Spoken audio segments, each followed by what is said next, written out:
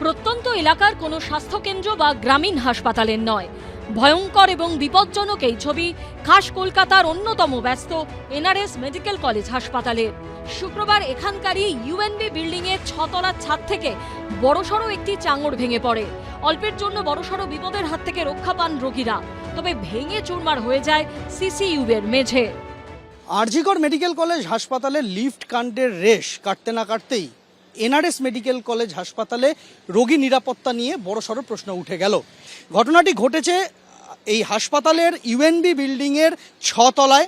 সেখানে critical care ইউনিটে আচমকাই ছাদের চাঙড় ভেঙে পড়ে। ছাদের চাঙড় ভেঙে পড়ে ভেঙে যায় সিসিউর মেঝেও।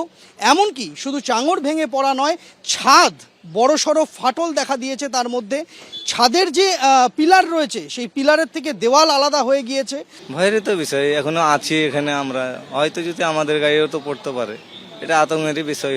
এটা ছাদের অবস্থাটা অতটা আমরা তো বলতে পারবো না, তাই একটু এদিক ওদিক চটে মোটে আছে। এখানে তো হাজার হাজার মানুষ আছে, যদি কেউ থাকলে সেই জায়গাটাই মানুষ মারা যাবে, এটাই চিন্তার বিষয়।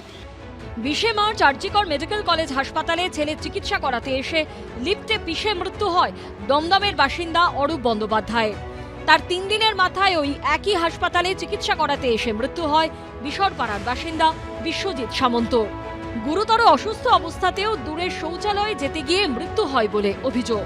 এর কয়েকদিনের মধ্যেই 27 মার্চ কেতুগ্রামের সীতাহাটি স্বাস্থ্যকেন্দ্রের কোয়ার্টারে ছাদের চাঙড় ভেঙে মৃত্যু হয় 4 মাসের শিশু কন্যার।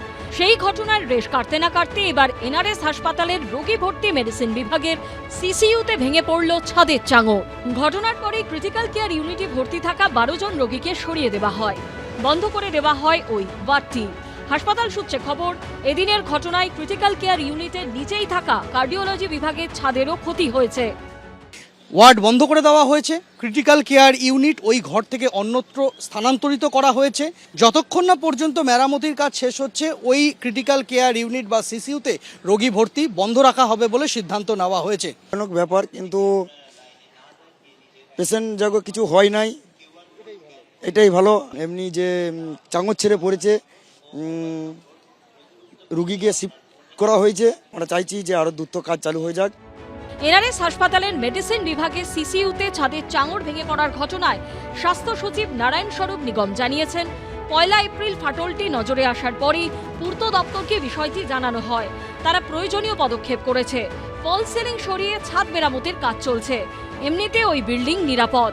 ইতিমধ্যে এনআরএস মেডিকেল কলেজে আরও একটি নতুন ভবন নির্মাণ করা হচ্ছে। ক্ষতিগ্রস্ত ওয়ার্ডগুলিকে স্থায়ীভাবে সেখানেই সরিয়ে দেওয়া হবে। কিন্তু কেন সরকারি হাসপাতালগুলিতে একই ধরনের ঘটনা বারবার ঘটবে? কেন হাসপাতালে চিকিৎসা করাতে এসে এভাবে আতঙ্কের প্রহর কাটাতে হবে? এর দায় কার? প্রশ্নগুলো উঠছে। সন্দীপ সরকারের রিপোর্ট, এবিপি আনন্দ, কলকাতা। এবিপি আনন্দ, এগিয়ে থাকে, এগিয়ে রাখে।